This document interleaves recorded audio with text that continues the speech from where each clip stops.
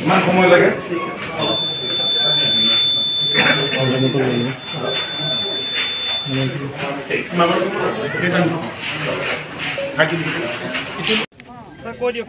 আমি গণতান্ত্ৰিক দেশৰ গণতান্ত্রিক মানে নাগরিক আর আমার গণতান্ত্রিক অধিকার আমি আজি ভোটদান করবলে সাব্যস্ত করিলো।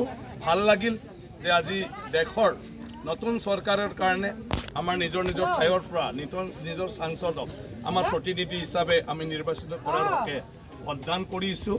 গতিকে আহক আমি সবে ভোটদান করে 100% আমার জায়গার পৰা আমি এই ভোটত অংশীদাৰি হম আৰ দেশৰ কারণে যে এটা নতুন সরকার গঠন নতুন নেতা গঠন করা যে প্রক্রিয়া এই প্রক্রিয়ার আমি অংশীদার হম। গতিকে ভবিষ্যৎ ভারতর ভবিষ্যৎ যে কার্যপন্থা এই গোটেইটো রাইজর হকে হব আমার দেশর হকে হব আর ইয়াত ভোট দিয়া বাবে আমিও ইয়ার অংশীদারি হম। ভোটদান কৰিব লাগে। মই নিজে ভোটদান কৰিলোঁ। স্বাধীন ভাৰতৰ স্বাধীন নাগৰিক।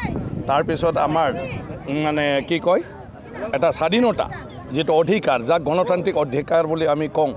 এই ভোটটোৱে আমাৰ সবতকৈ ডাঙৰ নিজৰ গণতান্ত্ৰিক অধিকাৰ। নিজৰ ইচ্ছামতে নিজৰ নেতাক মানে সেই নিৰ্বাচনত বাছনি কৰাৰ অধিকাৰ আমাৰ আছে। গতিকে আমাৰ সেই বাছনিটোৱে আমি যেটো ভোট দিম যি নিৰ্বাচিত কৰি পঠাম তেওঁলোকে দেশখন প্ৰতিনিধিত্ব কৰিব। তেওঁলোকৰ পৰাই প্ৰধানমন্ত্ৰী হ'ব, তেওঁলোকৰ পৰাই মন্ত্ৰী হ'ব। তেওঁলোকে পাৰ্লিমেণ্টত গৈ ফালে বিভিন্ন ভাৰতবৰ্ষক আগুৱাই লৈ যোৱাৰ কাৰণে বিভিন্ন মানে যিবোৰ তাত মানে প্ৰস্তাৱ আহিব ইয়াৰ ওপৰত আলোচনা হ'ব, মন্তব্য দিব। গতিকে আমাৰ এই ভোটৰ দ্বাৰা সেই গোটেই আমাৰ ভৱিষ্যত। সেইকাৰণে আমি সবে ভোট দিব লাগে। কোনেও মানে এনে থাকিব নালাগে যে মই নিদিলেও হ'ব, এয়া ভুল কথা। আমি আমাৰ ভাৰতৰ নাগৰিক হিচাপে ভোটদান দিয়াটো আমাৰ কৰ্তব্য, অধিকাৰ মাত্ৰ নহয় কৰ্তব্য। গতিকে সেই কৰ্তব্যটো আমি পালন কৰিব লাগে। আজি 9 বজালৈকে ভোটদানৰ হাৰ খুব কম হৈ আছে, মাত্ৰ 5%হে ভোটদান সাব্যস্ত কৰিছে। কি ক'ব ৰাইজে? মানে আজিকালি সবে জানে সময়মতে 5টালৈকে ভোটদান হ'বই। গতিকে কিয়নো গৰমত লাইনত থাকিব। গতিকে মানুহে আৰামত আহি থাকে, নিজৰ কামৰ লগতো ব্যস্ত আজিকালি মানুহ। গতিকে সবে জানে আজিকালি সবে সজা। গতিকে লাহে লাহে আহি থাকিব।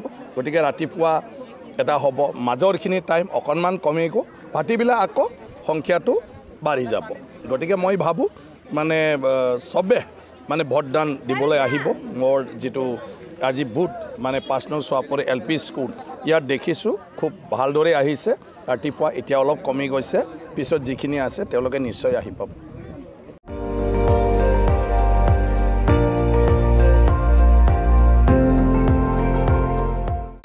আপুনি চাই আছে ND24, সৰ্বশ্ৰেষ্ঠ নহয় সৰ্বোত্তমৰ দৌৰ।